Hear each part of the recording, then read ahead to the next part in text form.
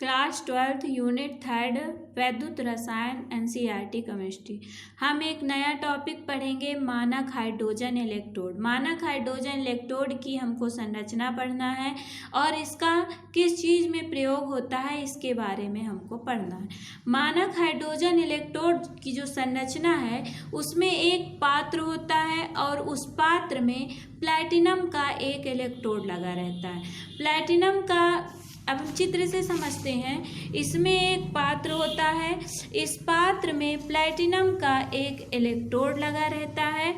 ये मध्य का जो ये पात्र है और ये मध्य में लगा हुआ है प्लैटिनम का इलेक्ट्रोड, और इस प्लैटिनम के इलेक्ट्रोड के निचले भाग में एक पत्ती लगी रहती है और उस पत्ती में प्लैटिनम ब्लैक का लेप लगा रहता है। उस पात्र में 1 मोलर सांद्रता का HCl का विलयन भरा होता है और ये जो प्लैटिनम का इलेक्ट्रोड है इसे एक कांच की छिद्र युक्त जैकेट के द्वारा ढक दिया जाता है और इस छिद्र युक्त जैकेट के ऊपरी भाग में एक निकास नली लगी होती है। उस निकास नली में एक बार दाब पर शुद्ध हाइड्रोजन गैस प्रवाहित की जाती है। इस हाइड्रोजन का कुछ भाग प्लैटिनम की पत्ती के द्वारा अधिशोषित होता है, मतलब इसके चारों ओर एकत्र हो जाता है, और कुछ भाग जो होता है वो छिद्र युक्त जैकेट से निकलकर बुलबुलों के रूप में एकत्र हो जाता है। ये हो गई मानक हाइड्रोजन इलेक्ट्रोड की संरचना। यदि हम इसे लिखना चाहें तो ऐसे लिख सकते हैं कि मानक हाइड्रोजन इलेक्ट्रोड की संरचना में एक पात्र होता है जिसमें प्लैटिनम का इलेक्ट्रोड लगा रहता है। प्लैटिनम के इलेक्ट्रोड में नीचे की ओर प्लैटिनम की पत्ती लगी रहती है। इस प्लैटिनम की पत्ती में प्लैटिनम ब्लैक का लेप लगा रहता है और ये जो प्लैटिनम की पत्ती है वो 1 मोलर सांद्रता के अम्लीय HCl के विलयन में डूबी रहती है। प्लैटिनम के इलेक्ट्रोड के चारों ओर कांच की एक छिद्र युक्त नली ढकी रहती है तथा इस कांच की नली के ऊपरी भाग में एक निकास नली लगी रहती है जिसमें एक बार दाब पर शुद्ध हाइड्रोजन गैस प्रवाहित की जाती है। इस प्रवाहित हाइड्रोजन का कुछ भाग प्लैटिनम की पत्ती द्वारा अधिशोषित होता है और कुछ भाग नली के छिद्रों से बाहर निकल जाता है। जो मानक हाइड्रोजन इलेक्ट्रोड होता है इसका इलेक्ट्रोड विभव 0 होता है। मानक हाइड्रोजन इलेक्ट्रोड को निम्न प्रकार से प्रदर्शित करते हैं। PT मतलब प्लैटिनम का इलेक्ट्रोड, फिर हाइड्रोजन गैस और फिर एक डंडी लगा के ये सारी चीज़ें डूबी हुई हैं HCl के विलयन में। HCl के विलयन को हम H+ एक्वस जलीय विलयन भी लिख सकते हैं और उसकी सांद्रता है 1 मोलर, और यहाँ पर लिख देंगे 1 बार। ठीक, अब हम आगे देखते हैं, इसी से रिलेटेड है इलेक्ट्रोड विभव का मापन। इलेक्ट्रोड विभव का मापन हम कैसे करते हैं? कोई भी अर्धशेल दिया है उसके इलेक्ट्रोड विभव का, अकेले इलेक्ट्रोड विभव का मापन संभव नहीं होता। कोई भी एक अर्धशेल दे दिया, मान लो कैथोड वाला बस दे दिया या एनोड वाला बस दे दिया, उसके इलेक्ट्रोड विभव का मापन करना है तो संभव नहीं है। इसके इलेक्ट्रोड विभव का मापन करने के लिए इसे मानक हाइड्रोजन इलेक्ट्रोड के साथ जोड़ा जाता है, क्योंकि मानक हाइड्रोजन इलेक्ट्रोड का इलेक्ट्रोड विभव 0 होता है। अब हम जिस अर्धशेल का इलेक्ट्रोड विभव ज्ञात करना चाहते हैं उसे कैथोड के स्थान पर, और कैथोड हमेशा राइट साइड होता है, मतलब दाईं ओर, और मानक हाइड्रोजन इलेक्ट्रोड को एनोड के स्थान पर, मतलब लेफ्ट साइड, मतलब बाईं ओर रखा जाता है। अब हम देख लें संरचना, ये हमारा लेफ्ट कहलाता है, बायां इस साइड मानक हाइड्रोजन इलेक्ट्रोड, और जिस अर्धशेल का हमें इलेक्ट्रोड विभव ज्ञात करना है उसे दूसरी ओर राइट साइड, मतलब एनोड मतलब कैथोड के साइड रखा जाता है। मानक हाइड्रोजन इलेक्ट्रोड को किशोर एनोड के साइड और दूसरे अर्धशेल को कैथोड के साइड रखा जाता है।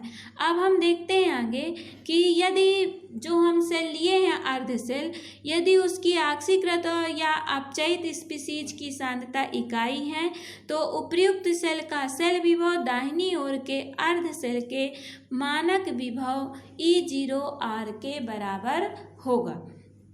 अब हम आगे देखते हैं,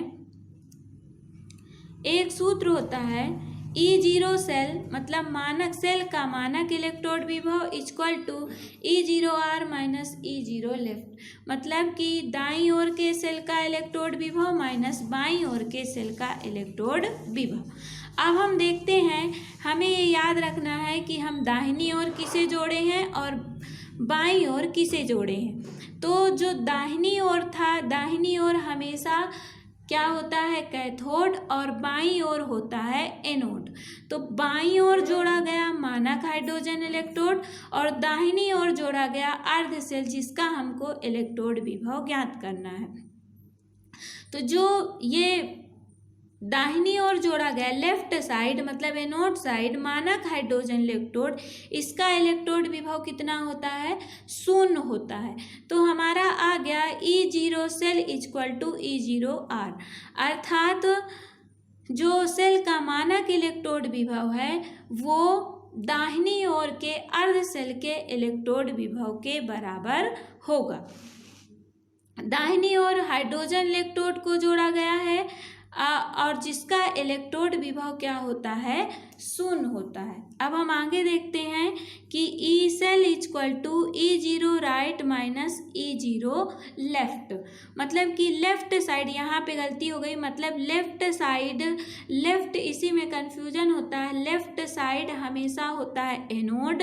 तो एनोड का इलेक्ट्रोड विभव 0, मतलब एनोड साइड जुड़ा है मानक हाइड्रोजन इलेक्ट्रोड, तो E0 सेल इक्वल टू आ गया E0R। एक बात ध्यान रखना कि जो मानक हाइड्रोजन इलेक्ट्रोड है उसे जोड़ा गया है एनोड के साइड और एनोड हमेशा लेफ्ट साइड होता है, मतलब बाएं साइड होता है।